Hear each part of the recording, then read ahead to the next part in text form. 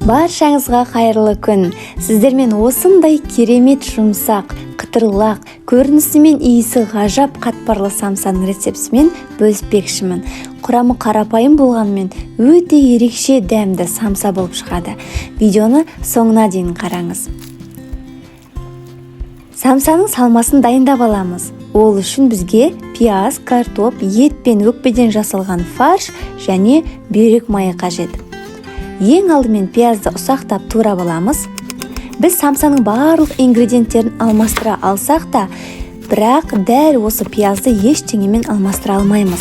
Себебі манты, самса сияқты қамыр ішінде бұқтырылып пісетін тағамдарда пияз ең басты ингредиент болып табылады. Енді картопты 4 бұрышты пішінде турап шығамыз. Ал бұл менде бүйрек майы самсаға ерекше дәм беру үшін және құрғақ болып кетпеу үшін қажет. Мұны да жақсылап ұсақтап турап аламыз. Ал егер ет тартқыштан өткізетін болсаңыз, самсаңыздың ішінен таппай қалуыңыз мүмкін, пісірген кезде еріп кетуі мүмкін. Сондықтан да мен осылай қолмен турап шығамын. Міне барлығы дайын. Енді барлығын қосып 50 миллиграмдай сұйық май құямыз. Дәміне қарай тұз, бұрыш сеуіп, жақсылап араластырамыз. Міне осымен самсаның салмасы дайын. Ал енді самсаның қамырына келетін болсақ, мен бұл қамырды тура 1 апта бұрын дайындап қойып мұздатқышқа сақтаған болатынмын. Сондықтан да маған самса жасау өте оңай. Сіз де қатпарлы самсаның қамырын алдын ала жасап қойғыңыз келсе, мұздатқышта сақтап үйренгіңіз келсе, онда описаниеге сілтемесін қалдырып кетемін, міндетті түрде қарап шығыңыз. Негізінде самсаның қатпарлы болуы самсаның қамыры қалай жасалғандығына байланысты. Қамырды оралған икеміне қарай бірдей бөліктерге бөліп шығамын.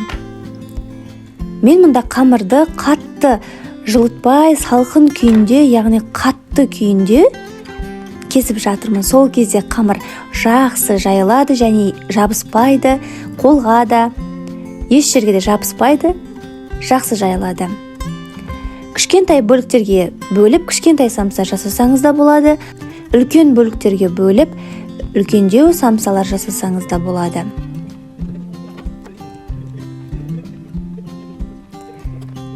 Міне барлығын бөліп алдым.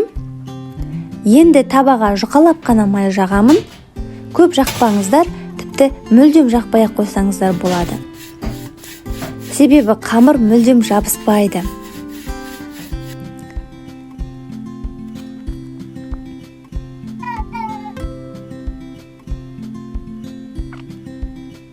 Біз қамыр жайған кезде кесілген жағына қарай жаямыз.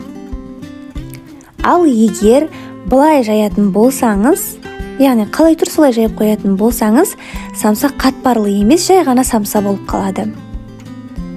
Оны да тігінен емес, сәл қисайтып барып жаямыз. Егер дәл ортасынан осылай тігінен жая беретін болсаңыз, ортасы тесіліп кетуі мүмкін, және ортасында ашық тесіктер пайда болуы мүмкін. Сол үшін де бір-бірін жауып тұру үшін осылай сәл қисайтып жаямыз. Барлығын осылай жеке-жеке жайып түйіп аламыз.